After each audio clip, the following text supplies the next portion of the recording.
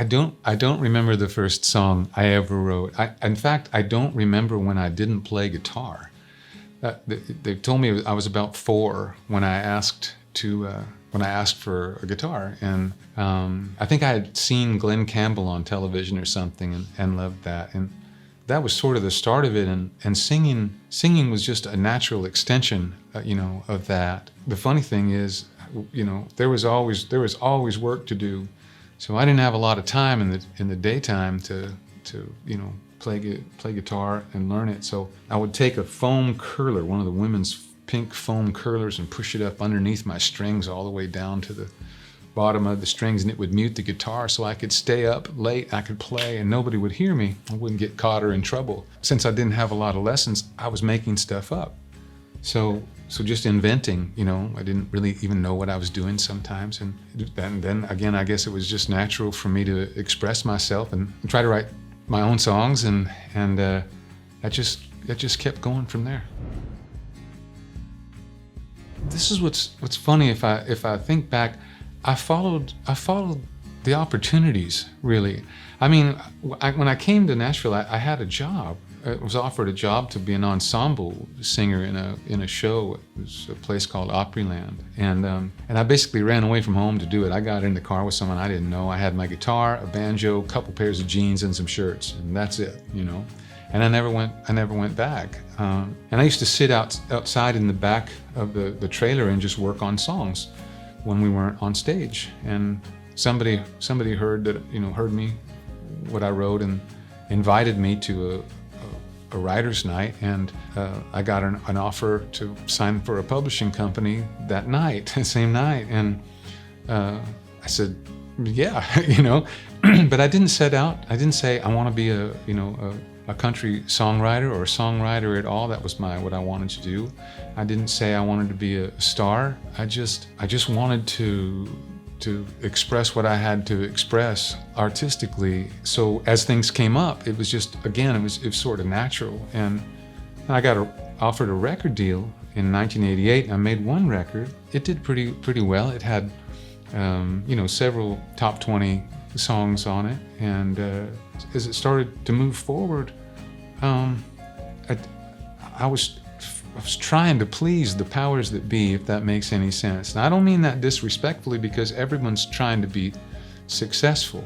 But what I feel as an artist has everything to do with connecting with the hearts of people who are listening. It's like where we're the same, where whatever happens in my life, something similar is happening with someone else. And that connection, I think, invites connection on a different level.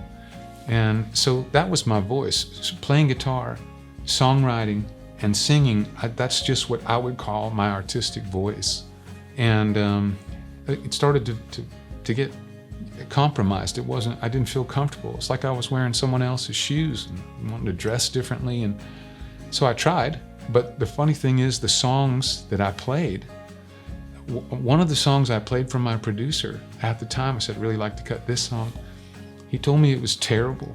I mean, really, he told me it was terrible. In fact, he said, if you could bring me something that would play on country radio, maybe we could have a hit together. Otherwise, don't come back. It was pretty much what he said. That song was, number one for multiple weeks. It was nominated for Song of the Year. It was either ACM or CMA Song of the Year. And that terrible song that someone else recorded was a song called Love Me that Colin Ray had a hit on. And even to this day, it still gets played a lot. And I still play it out at our shows. But maybe that's an illustration a little bit. I don't think much had changed at all. It wasn't that long. I can't say unequivocally, it would have been the second record we put out, which would have been right in the early 90s. So it was right around, somewhere around then. My memory for things like that is not good. I don't worry about that. But yeah, it really wasn't that long afterwards. That happened with several songs. Thank goodness. Thank you. I mean, I'm celebrating. That's still a part of my voice. I was still getting to write. To write songs that I believed in, that I felt like were worthy of someone spending their time. One of the things that I really appreciate, I think listening is rare. Actually listening, it's getting rarer and rarer. And it's a gift that someone else actually gives to me, my music, to us as artists. And that's a gift, and I have a reverence for it. And if someone is generous enough with their spirit and attention and energy, to spend their breaths listening to what we have to offer, then I want it to be excellent. And if they put their trust in me, that's what ends up happening. They trust, oh, this might be worth my time. And they listen and they find that, then I don't want them ever to mistrust me. If you come back to music that Skip Ewing made, then I want you to find that. And I'm gonna do everything I can. And that connection, I think, is the way that, if you want to call them fans, I don't know what to call them. I just love the fact that people listen, and they're still listening, and it's burgeoning, because I don't, and you probably were going to ask me about it, but I'll just tell you about it. There was a point at which I realized I really wasn't going to be given the opportunity to be the artist that I really wanted to be. I kept trying to please. It was very difficult and frustrating. It was strangling in a way. And of course, when you write for a major publishing company, they have one goal, and that's to make money, And so you're writing for what they can get placed for you. And not only is that some pressure, but it's also, for me, if I'm putting my energies into something that I don't really feel just to make money, then what I am about, which is connecting with people and those hearts, I'm not actually doing what I do. Again, I'm trying to please someone. It doesn't mean that we can't come up with something that'll get played on the radio, but it did mean that it wasn't fulfilling for me. And so I felt like, well, maybe I'm not gifting what I really would like to gift with my artistry to people who are willing to listen. In the meantime, I had fallen in love with horses. And I'd been going out to Wyoming for years. And I began to have a relationship with horses, realizing that these sentient, awesome animals really experienced the world completely different than I did. And this fascinated me and inspired me, and it was honestly, it was part of my spiritual journey. It still is. And I thought, if I don't look into this now, as a little bit younger man than I'm going to be, I won't be in a place to find out. I sold everything in Nashville, my house, my furniture, just kept my instruments, got a storage unit, and went to study horsemanship. And I worked in a zillion different places, rode I don't know how many horses. I had the incredible good fortune to get to tour with horses. With some wonderful horsemen. I learned so much, but what I learned about was myself. And I kept running into it going, man, that puts me in touch with a place where I think I can be a better person. That puts me in touch with the kind of man I want to be. As odd as that is, it's usually me who runs into me if there's something the horse knows how to be a horse, but I can be the best human I can be, and will do better. And that manifested everywhere in my life, from my relationships. And one of the things about working with a horse is I had to work very hard to recognize, how does he experience the world? Completely different than me. If I take and I put that into an artistic endeavor, what ended up happening is I learned a good deal about me, and I started to write. When I say I learned a good deal about me, what I mean is where I could grow. Maybe some of the places where I didn't even realize, wow, I could do that more skillfully. So I started writing in the same way, going, now there's people out there, the same hearts that I know I want to reach, and they listen. What is their experience of what I have? What is their life experience? And how can we connect? that is so similar to working with a horse. And I used to say, don't leave the we behind. Like as soon as you forget that it's you and the horse as a we, then it's not gonna go well for the human usually, right?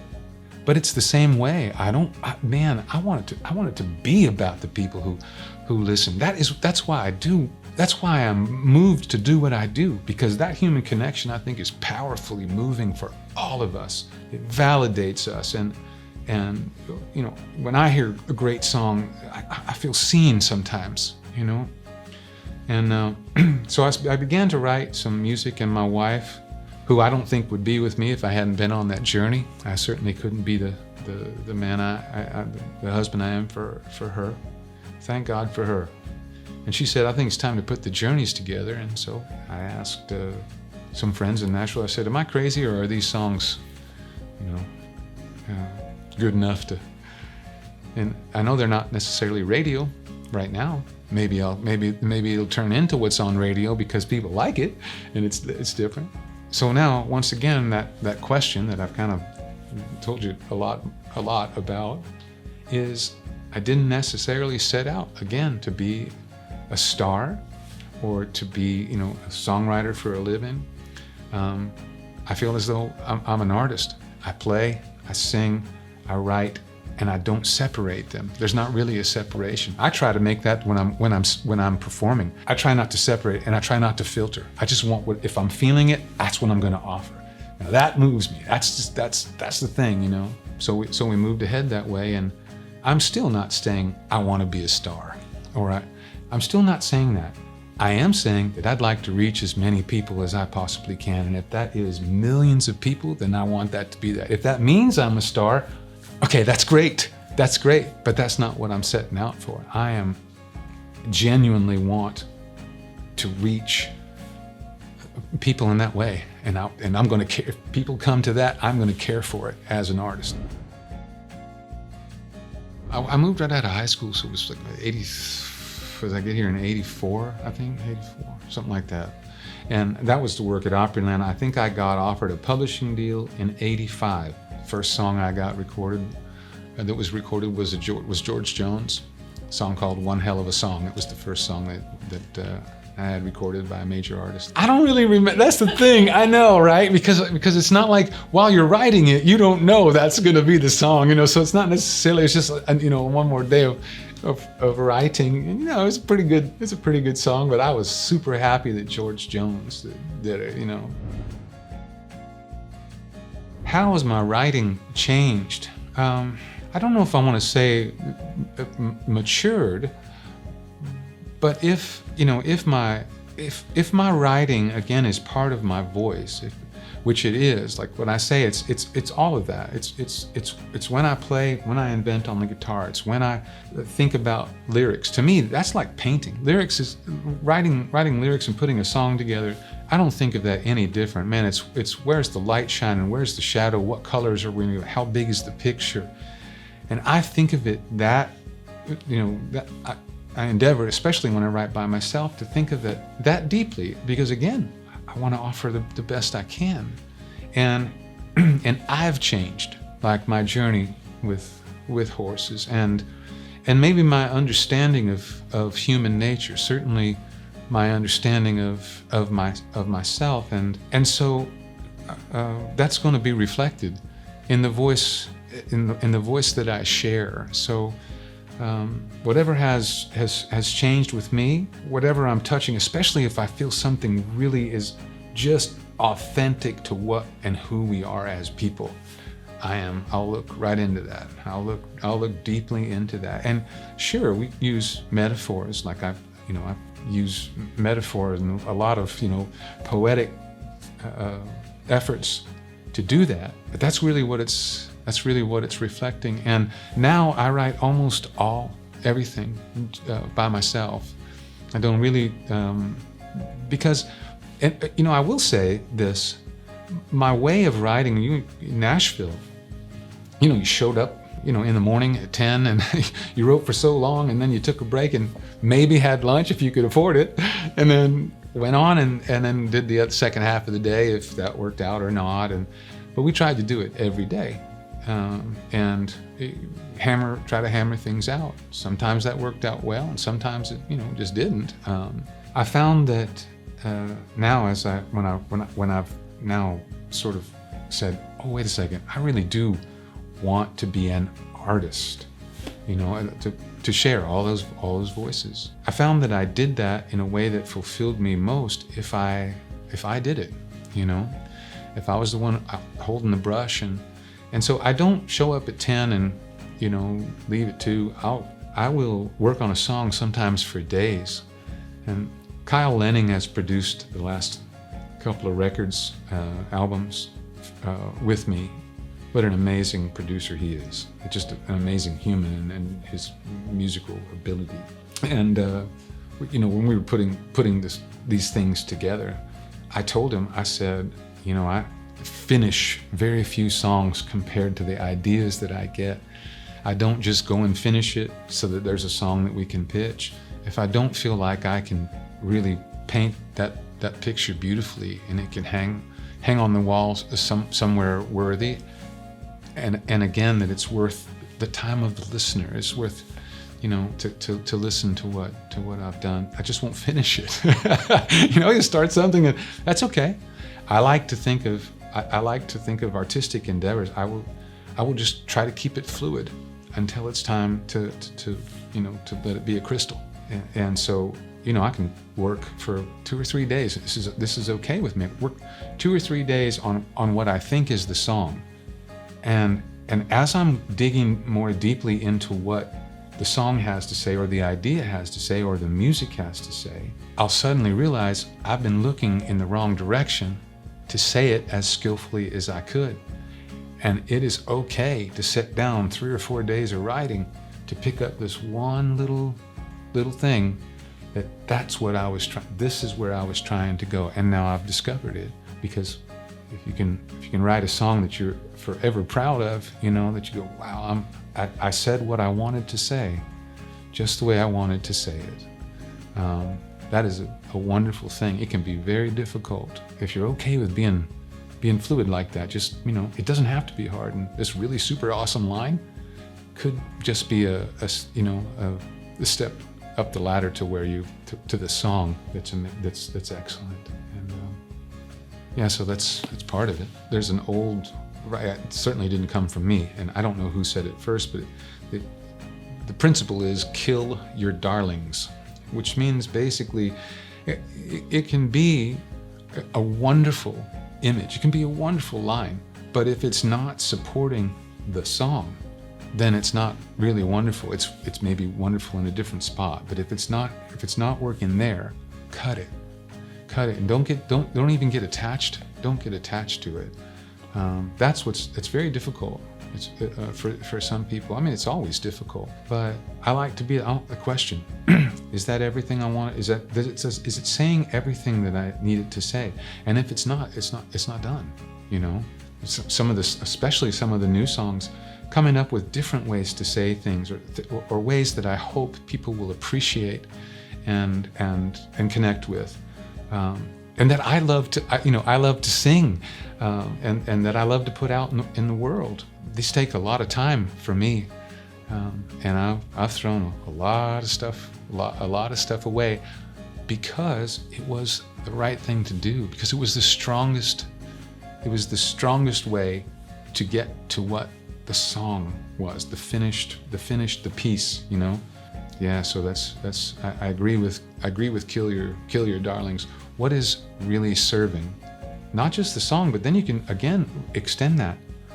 What is actually serving the listener? And how are we connecting? Because if that's really there, if it's authentic and honest and really there, I believe in it. And I think that there's many people who listen to music and my music that feel the same way. I don't know that for sure, but I'll bet it's true. That's a really good, like a lot of people will say, what's your favorite song that you've ever written? And I think, there are connections that you make with certain songs.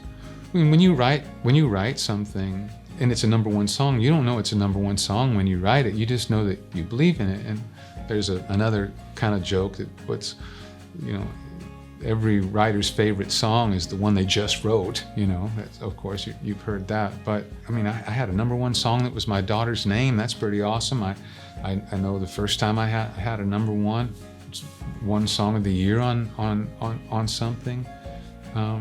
And so those are things that happened around the song, with the song. It's wonderful.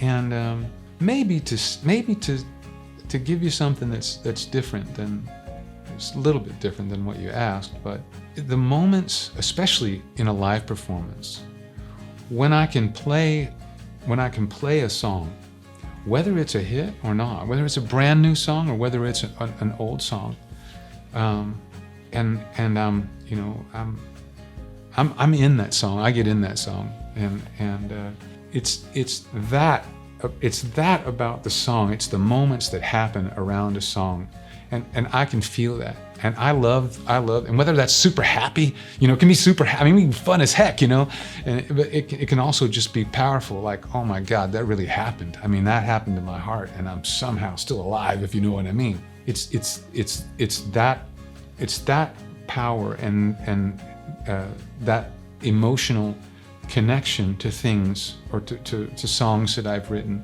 In those places is where I will even rediscover, or even discover a little bit more. Just go, oof, I said what I wanted to, but I can feel it different at another time.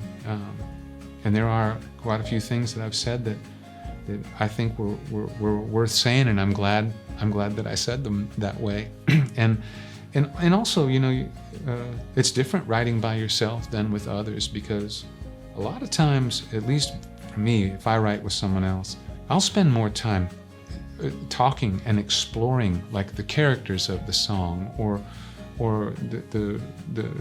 the human interaction. What's the truth in that? Where can we touch the pulse of it? Where is it breathing? And spend a lot of time on that. A lot more time on that than actually writing the lines. And that's just the way that I go about that now. And I've had a lot of wonderful co-writers, and you know, I can't actually thank them enough. I've gotten to write with some amazing people, and every time I've done it, I've touched another energy. I've experienced the way they write. I mean, heck, I got to write with. I've written a song with Maya Angelou.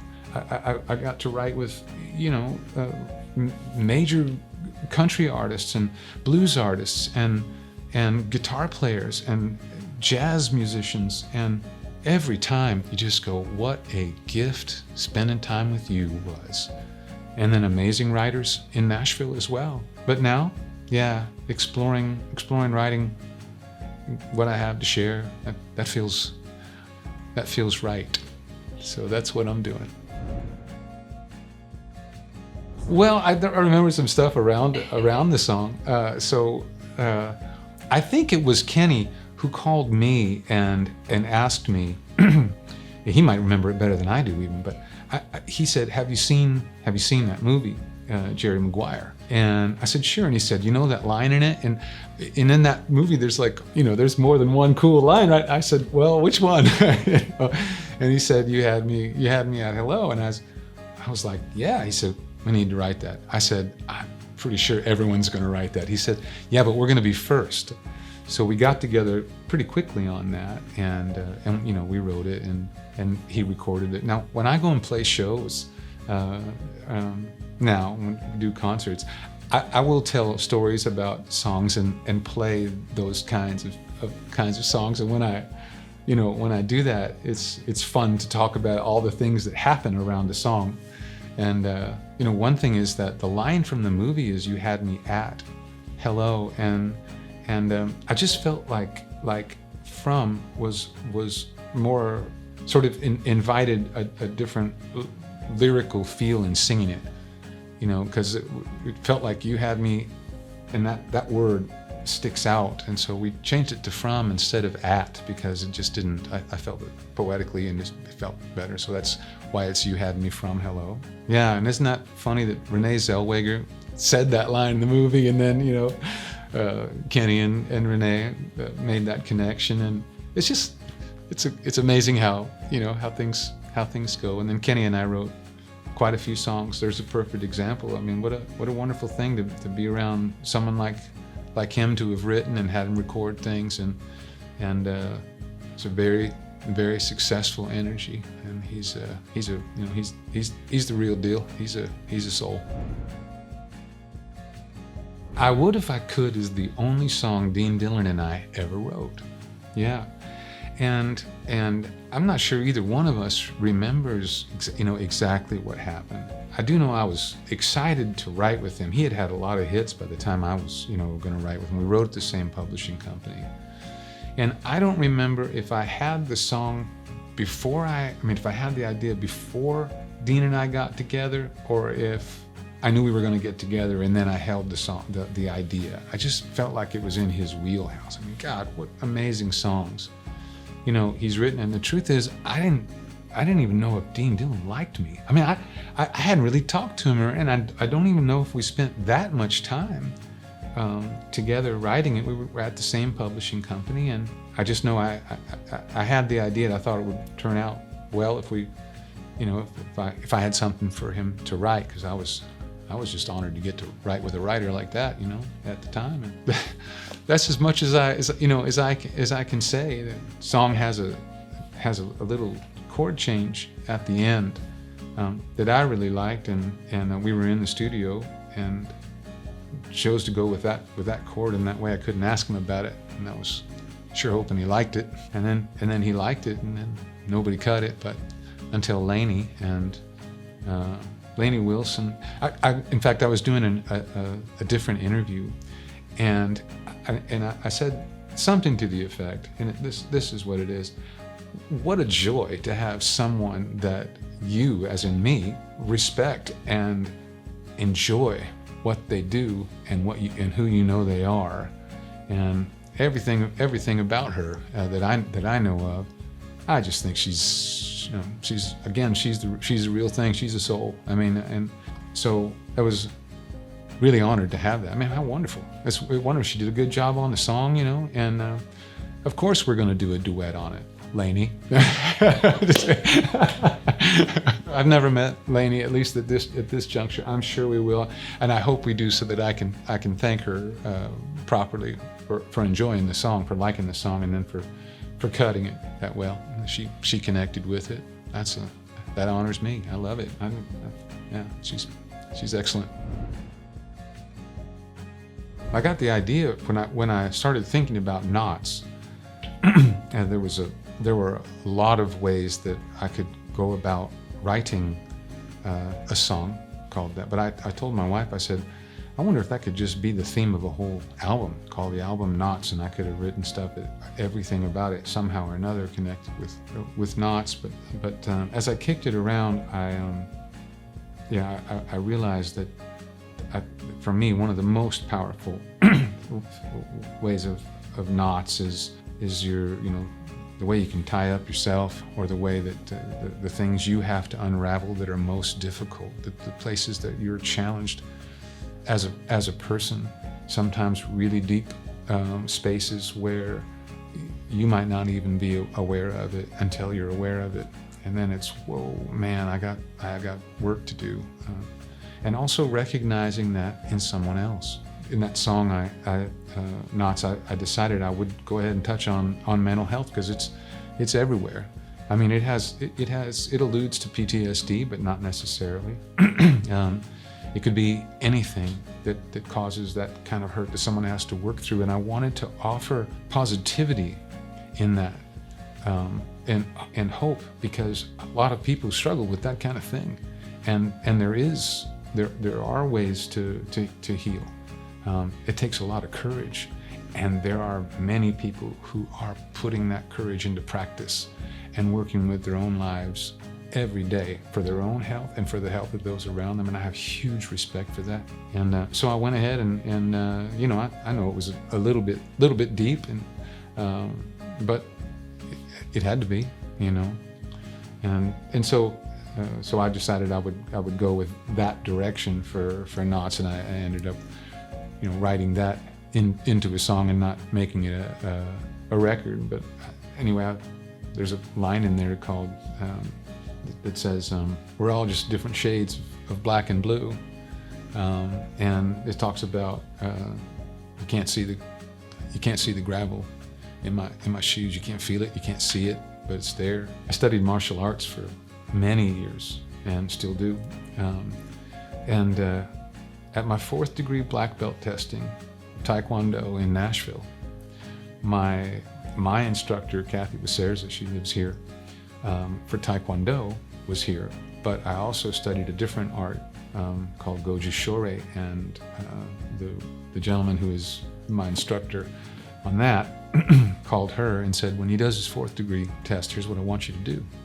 I wear these martial arts shoes when we're on a wooden floor. He said, put gravel in his shoes and have him do a form. And that's where you kicks in a certain order. But everybody in the class saw me put that gravel in my shoes, and it tore the heck out of my feet I would do jump kicks and all kinds of stuff. It tore the heck out of my feet. I did that, and they stood up and gave me a standing ovation. And at the end of the class, I said, I don't know that I deserved any of that. I said, I'm testing for this degree of black belt. I should know that form. I should be able to perform that form. I think you stood up because you knew there was gravel.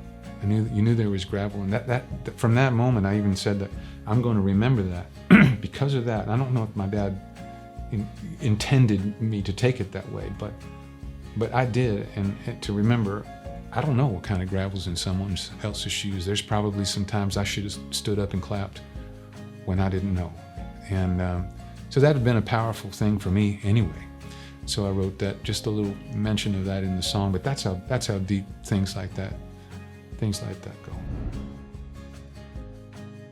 Oh man, that's hard. I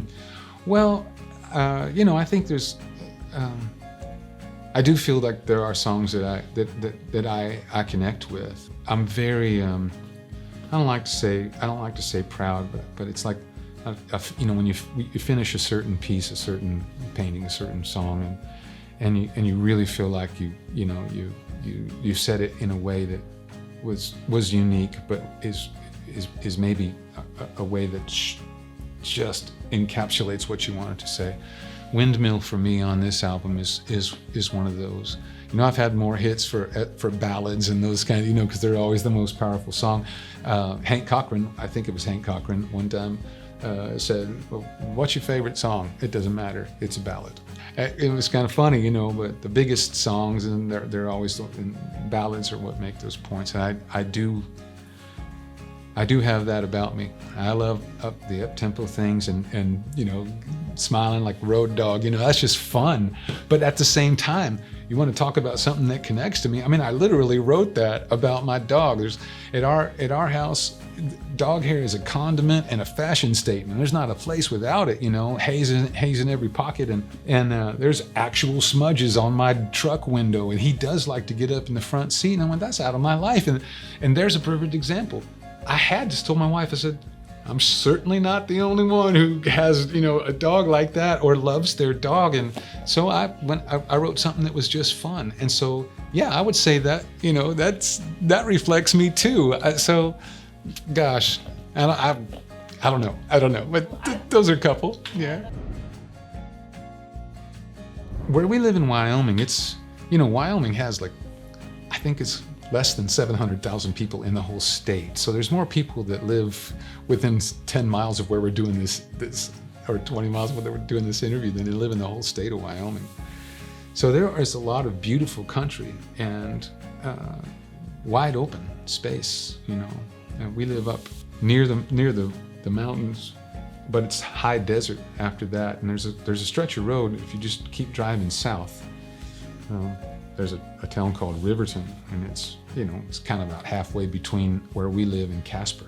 And there's a split down there where you go, and there's a river. It's really pretty. And I was coming around the bend, and there are some actual windmills they're out there old. And I saw this one there, and it was like there was some sort of elements of Stoicism about it. I don't know. I just went out here. all by itself, you know. I kind of told my wife it's like a lone sentinel or something, and it just caused me to think in the same way. I know it's odd to trade places with a windmill and just think about what's there, and as I did, of course, I thought a bit about Stoicism and loneliness and how that is put together, and how could, you know, how does that relate to anything human, really. I played with it and then kind of came upon the fact that there really was at least for me, a connection to loving someone. And in that song, you know, it talks about the windmill and the wind, and it kind of seems like the wind is maybe negative and the windmill is positive. But honestly, I think everyone's been the wind and the windmill at some point. And it's difficult to be both of those, you know. So if you listen to that song, that's where that came from, and I relate to that. Yeah. Thankfully, I'm not either one at this point. Yeah. Like we talked about my journey, and you know, I married an incredible spirit. I did. I am lucky, and I know it. And so, you know, I don't know how to explain the way that I love her. I don't think I would be able to love her the way that I do had I not gone on the journey that I've had and been through the life I've had, which some of it has been really difficult, some of it's been fun, but I don't have to be the windmill right now. I don't have to be the wind. I can be with her and on a journey that I can be proud of, and make an effort that I think is worthy. But I certainly have been both the wind and the windmill more than once. I don't know what caused me I don't know what caused me to want to play guitar, but it was there, and it's never gone away. And there is something, at least for me, that I enjoy about, you know, music. When you make it, it moves air, but it also, in a guitar, it moves the wood. And you can feel it. And that connection and expression on guitar, I think has influenced my writing significantly. I mean, I play a lot of different instruments. The guitar, of course, is my main instrument, and I let it speak. Sometimes just let it speak. I try all different kinds of tunings, and I'll try to rediscover it. I'll try to just rediscover my guitar, right? I saw a baby in a restaurant one time. They put an ice cube on the little tray, right? An ice cube on the tray, and the baby discovered ice. I thought that was so cool, man. I was like, it's discovered ice, and I take ice for granted, you know? But I need to rediscover things. You know, it's like that. Maybe take another look at a different angle, and so that does help me express musically, and I enjoy playing, and I think that has definitely affected you know, my music and what music I write. Is what I enjoy. I enjoy playing, and you know, I never was in really bands, you know, growing up. I mean, I was in choir. I did some musical theater. I did a lot, but I wasn't ever in a country band or anything like that till I got to Nashville. So everything was just me and my guitar. And I think, though, that there is a space where you know what your audience is. At some point, you're thinking, who am I playing this for? You know, and I don't have it. Oddly, I don't have a certain person. Linda, my wife, of course, I can think about it. If she's not going to like it, I'm probably not going to keep it. But the scope and breadth of what I like to write, you know, I think about now. I don't think about like just one person, but I also don't think about millions of people all over the world. What I endeavor to do is recognize that there is the potential for millions of individuals all over the world to experience something that I've written or sung, and it's that individual that is so important to make that connection.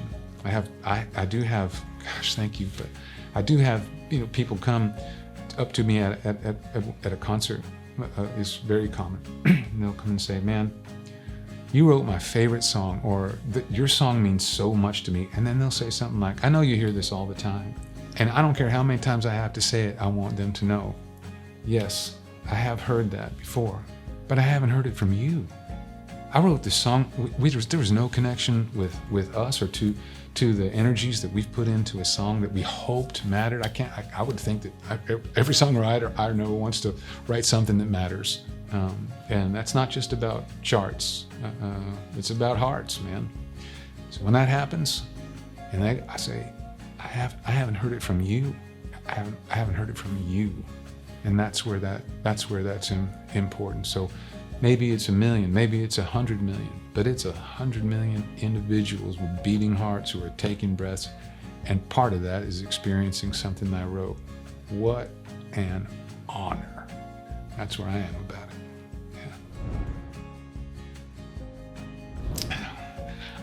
No, I haven't been able to process that. I guess I don't spend a lot of time, thinking about that. The one thing is, right now it's discovery. People discovering, that I'm actually being the artist that I want to be, and praying that works. Is that the music people go, ooh, that is good, but I don't know. I don't think of it. I guess I don't think of it like that, really. I just know that making that connection is very powerful. It will move me until I don't move.